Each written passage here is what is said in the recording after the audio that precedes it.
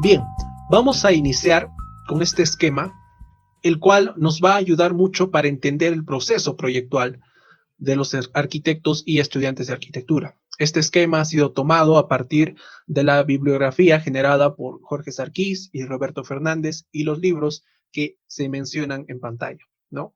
Entonces, vamos a ver también cómo este esquema nos ayuda a entender en dónde podemos ubicar exactamente la metodología BIM.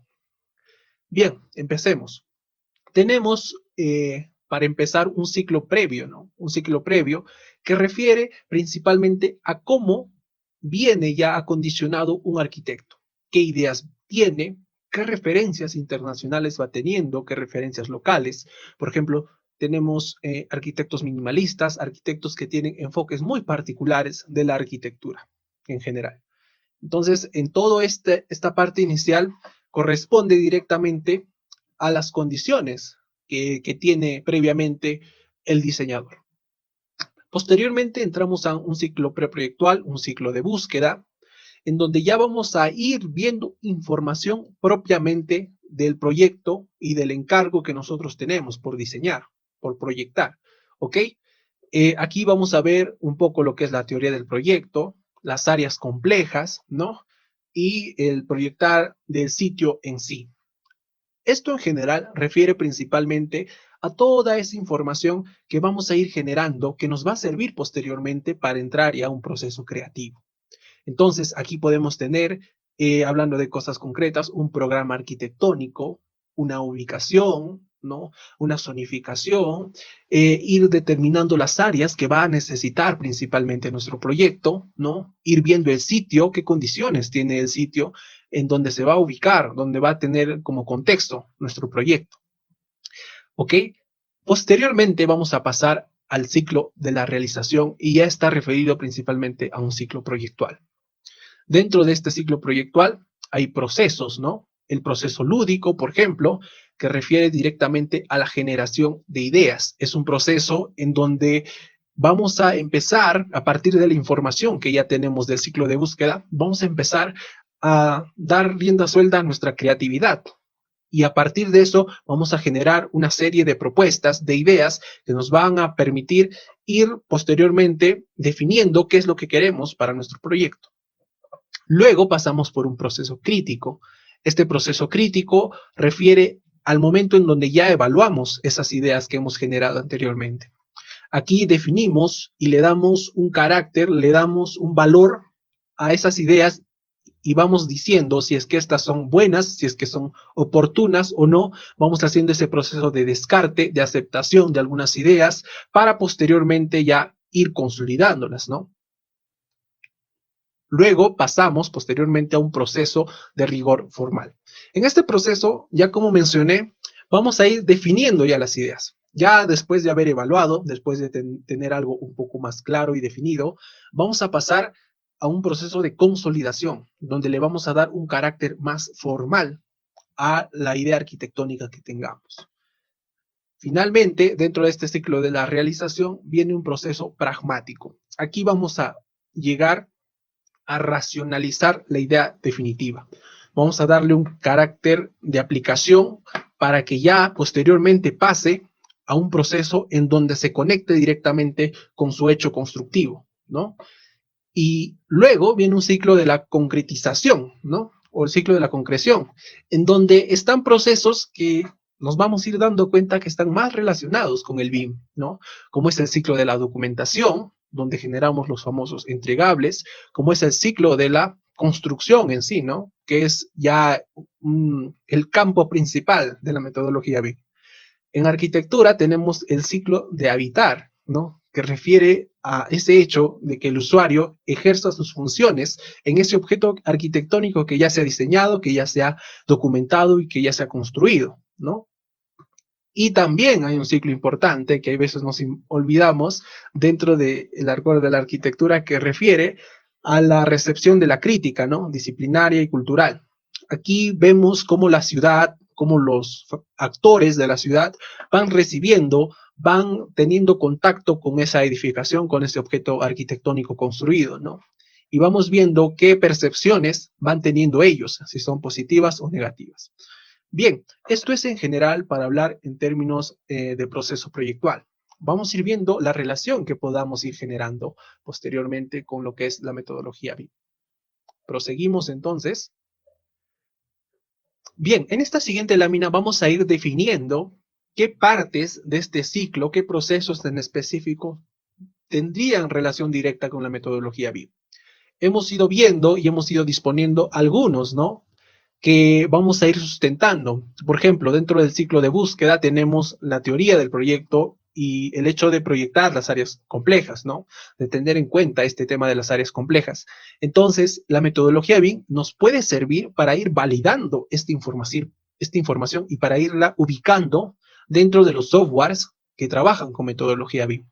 Entonces, sí se puede todavía tener un contacto de estos primeros procesos preproyectuales en donde nos pueden servir para, primero, colocar la información y para que posteriormente esta información pueda ser utilizada dentro del modelo y dentro incluso de la documentación. Y también tenemos dentro del ciclo de la realización algunos procesos que estamos considerando que pueden ser medios en donde se puede aplicar ya la metodología BIM o sus primeros procesos, también propios de la metodología, ¿no? En cuanto a qué nos referimos, serían al proceso de rigor formal y al proceso pragmático. Nos referimos a rigor formal respecto a la consolidación de las ideas que ya tenemos y al proceso pragmático en donde ya racionalizamos las ideas. Entonces, estos dos procesos ya refieren a una post etapa creativa, ¿no?, en donde ya se requiere un poco más de concretización de las ideas. Para estos procesos en específico, sí todavía nos podrían servir la metodología y los softwares BIM en particular.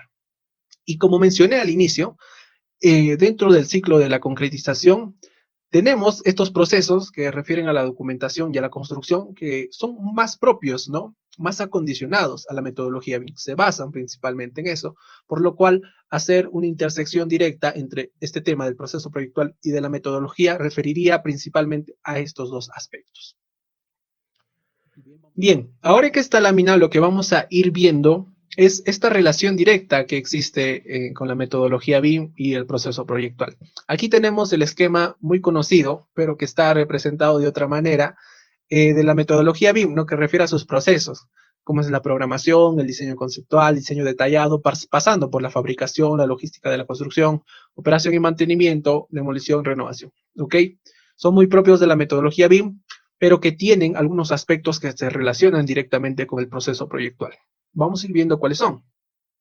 Por ejemplo, cuando hablamos de programación en la metodología BIM, nos podemos referir a estándares, ¿no?, a procesos previos que se tienen que hacer para que no haya ninguna interrupción, ninguna demora dentro de ya todo el proceso BIM, ¿no?, de trabajar con los modelos de información, de la colaboración.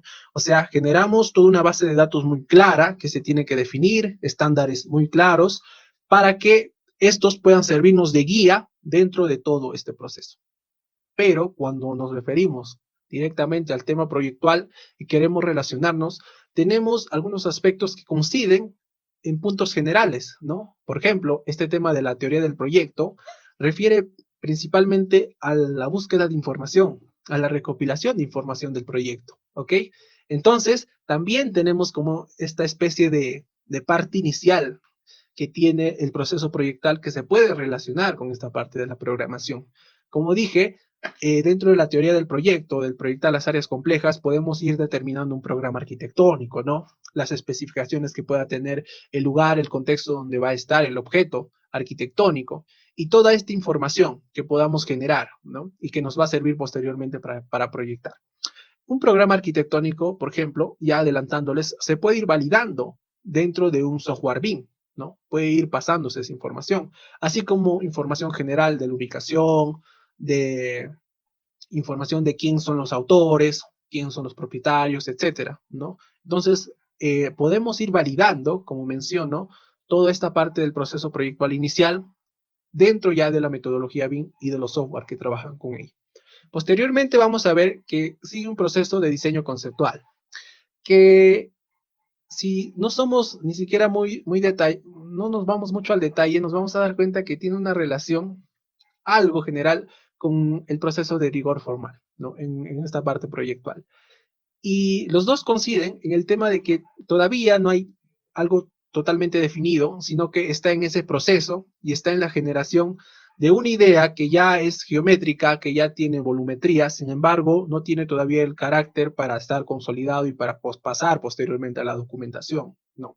Sino que estamos hablando de temas netamente conceptuales, ¿no? De ideas que todavía no tienen un carácter muy formal.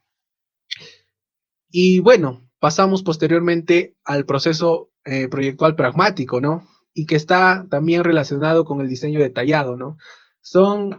Los dos tienen esta concepción similar de que se va empezando a racionalizar ya la idea, se van tomando en cuenta muchos temas que no se tomaban en el proceso anterior por la complejidad, ¿no? Se va tomando en cuenta y que también la metodología BIM invita a que todo este proceso se pueda hacer dentro de sus softwares, ¿no? Los softwares que trabajan con ella y que se pueden incluso hacer de mejor manera que el trabajo tradicional que actualmente se sigue utilizando. ¿Ok? Posteriormente pasamos por una etapa de análisis, documentación, y que tiene también que ver, al parecer por el término, con este ciclo de la documentación, ¿no? Y sí, aquí podemos hablar de etapas similares, sin embargo, con puntos específicos que no necesariamente también se tienen que relacionar, pero que en términos generales hay una relación. Podemos hablar de los planos, podemos hablar de la documentación de cómputos métricos, etcétera. ¿Ok? Y como mencioné, ¿no? El ciclo de la construcción, que es el fuerte, es el principal punto que tiene los procesos BIM, ¿no? Y ahí podemos referir a la fabricación, los tiempos y costos, la logística de la construcción, etcétera. ¿Ok? Ahora, hay un tema que no hay mucha coincidencia, pero que también es interesante analizar, ¿no? Dentro de los procesos BIM tenemos la operación y mantenimiento, ¿ok? Un proceso de operación y mantenimiento. Y también dentro del ciclo proyectual tenemos un espacio que se llama ciclo de habitar. Parecería que hay una relación, ¿no? Sin embargo, cuando hablamos de operación y mantenimiento, nos estamos refiriendo principalmente a cómo empieza a operar desde el punto de vista de un edificio, ¿no? Desde el punto de vista de un activo, ¿ok? Pero cuando hablamos de ciclo de habitar, nos estamos poniendo en el lugar de un usuario, ¿no? De un habitante que va a generar esa relación con su hábitat. Hay dos enfoques muy distintos, uno que se refiere más al activo, al edificio, y el otro que se refiere más a la percepción de las personas y de su contacto directo con su hábitat, como mencioné. ¿Ok? Esas son las primeras impresiones que podemos tener de estas dos relaciones entre la parte proyectual y la parte de la metodología BIM. Bien, vamos a continuar. Ok, en esta lámina ya podemos hablar un poco más de Revit y también hacer una consulta muy importante, ¿no? Que en términos de proceso proyectual sería la siguiente.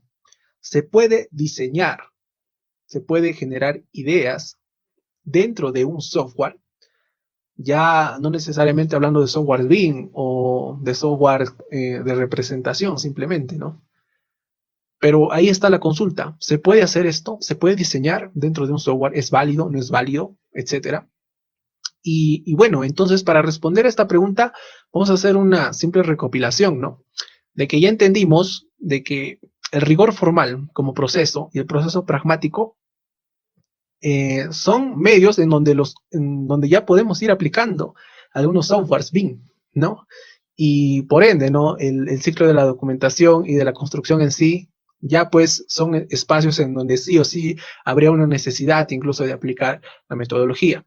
Sin embargo, ¿dónde está el límite? ¿No? Desde dónde sí se puede utilizar un software y la metodología BIM en sí, y desde dónde todavía no es recomendable o no sería bueno en general utilizarlo, ¿no? Y para esta pregunta inicial que hice, la respuesta tendría que ver mucho con cómo trabajan los softwares, ¿no? Para entender un software, habría que analizar primero que estos están diseñados a partir de programación, ¿no? Y en específico, los software que tienen que ver mucho con la arquitectura y con su representación, están hechos para responder a un dibujo paramétrico. Entonces, la respuesta empieza a ser evidente.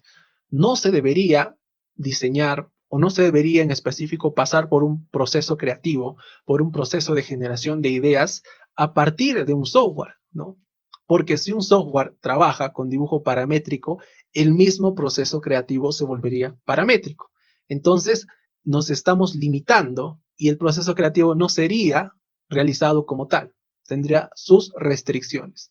La respuesta es evidente y a lo mejor se sobreentiende. Sin embargo, es muy bueno justificarla y entender siempre el por qué. ¿Ok? Bien.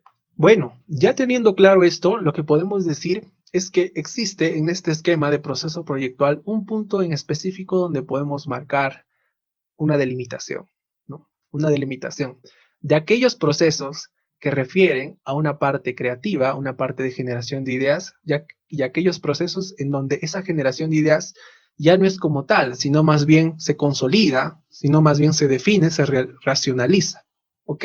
Entonces, podemos ver desde este punto de vista dónde empieza a influir la metodología BIM como tal, como su uso específico, y desde dónde todavía no sería recomendable. Esta respuesta puede tener muchos matices, muchas vertientes que a lo mejor podemos ir definiendo y pragmatizando posteriormente. Vamos a continuar. Bien, ahora habría que hacerse una pregunta muy, muy importante, ¿no? Bueno, dos preguntas en realidad que tienen también que ver con la que ya hicimos, ¿no? La primera es, ¿por qué es importante para un arquitecto utilizar la metodología BIM? Y también, ¿por qué es importante para un arquitecto utilizar softwares que trabajen con la metodología BIM? Vamos a tratar de dar respuesta a estas consultas en el esquema siguiente.